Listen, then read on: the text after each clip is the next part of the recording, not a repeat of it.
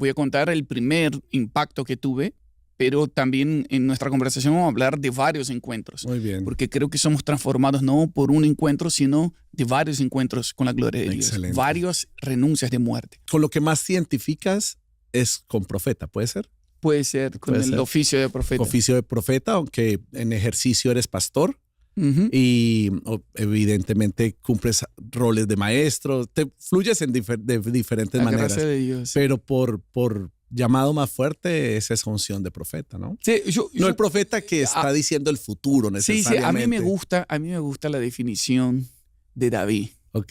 que era conforme al corazón de Dios.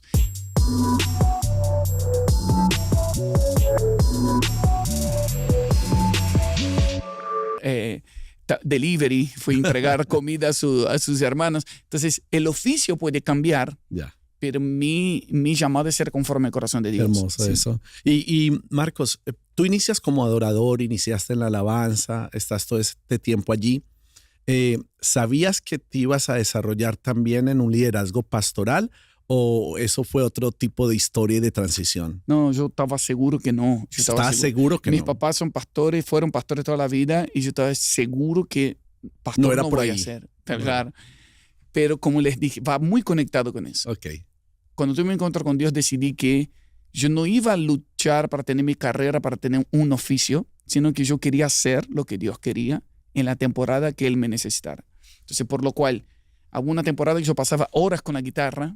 Si eso es lo que el Señor quiere ahora, nacieron canciones que inspiró a muchos, pero por amor al Señor. Hoy estoy en una temporada donde sentí que el Señor me dijo, si me amas, apacientas mis ovejas. Hermoso.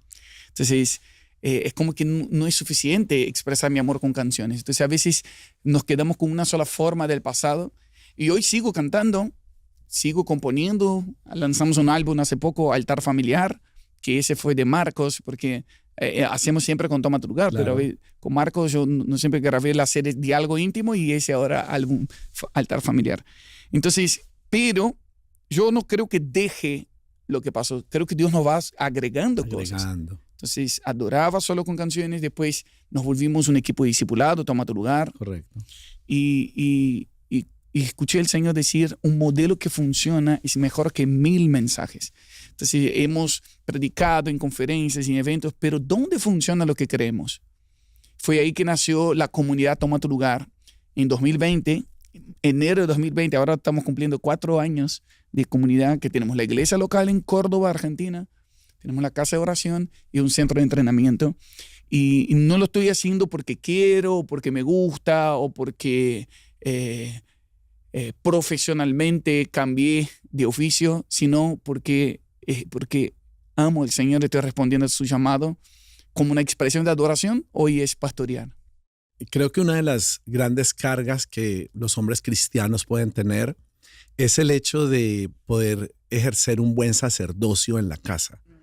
¿Cómo lo logra con una esposa? ¿Cómo se logra ese sacerdocio con los hijos? ¿Cómo se logra como empresario, como emprendedor? ¿Cómo podemos tener de una manera práctica, ejercer ese sacerdocio para tener familias que realmente estén calificadas y muevan el corazón de Dios? ¿Cómo podemos lograr eso?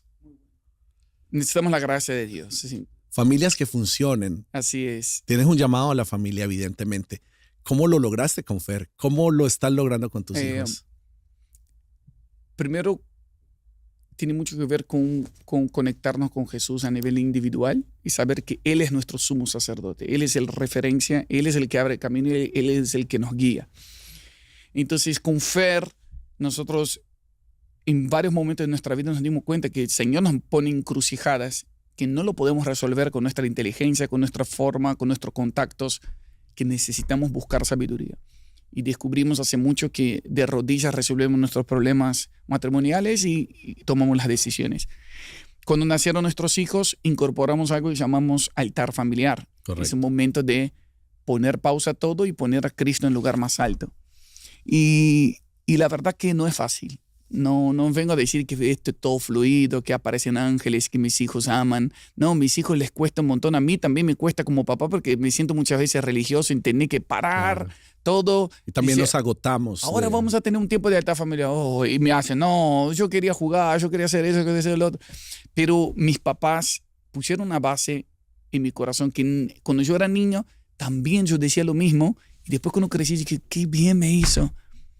Fue cambiando mis deseos con el tiempo y hay un fundamento que valió la pena. Por lo cual, la palabra sacerdote, entre muchos significados, bíblicamente es el que elimina distancias, el que acorta distancias, el que conecta, el que reconcilia. Entonces, sacerdocio es eliminar la distancia entre el cielo y la tierra, entre Dios y la gente y entre las personas en sí.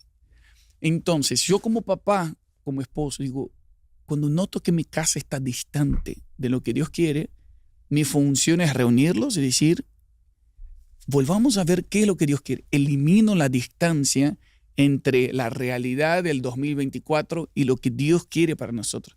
En mis pensamientos y las circunstancias que están viviendo mis hijos, ¿cómo elimino la distancia entre la voz de Dios y ellos? ¿Cómo elimino la distancia entre el cielo y mi casa? ¿Cómo elimino la distancia entre las divisiones que hay entre los hermanos y entre los problemas que tengo con Fer? Necesitamos la sangre de Jesús. Y ahí es donde entra el pan y el vino, que es el cuerpo de Cristo partido, que Él pone su carne sobre nuestra carne y su sangre es la que hace la obra de la reconciliación. Por eso yo comencé diciendo que es por obra del Señor. Entonces yo solo me uno al trabajo de Cristo, que Él es el perfecto reconciliador. Él elimina distancia entre el cielo y la tierra, entre Dios y los hombres entre sí, por lo cual yo entro en Cristo y recuerdo, hacemos memoria de Él, de su obra que funciona en nuestras vidas y funciona en nuestra casa.